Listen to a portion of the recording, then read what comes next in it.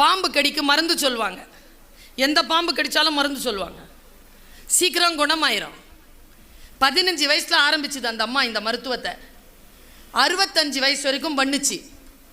50 வருஷம் பாம்புங்கெல்லாம் பார்த்துக்கிட்டே இருந்துச்சு. எதை போட்டாலும் கடித்தாலும் சொல்லிடுது. 50 வருஷம் பார்த்துட்டு இருந்த பாம்புகளில் ஒன்று கிழவியை கடிச்சிருச்சு. கிழவி கீழே கிடக்குது, வாயிலாம் நுர.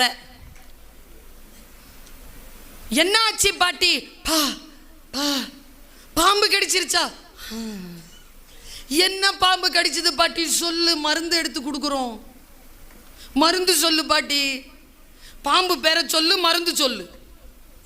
கா கா கட்டு வீரியனா? கண்ணாடி வீரியனா?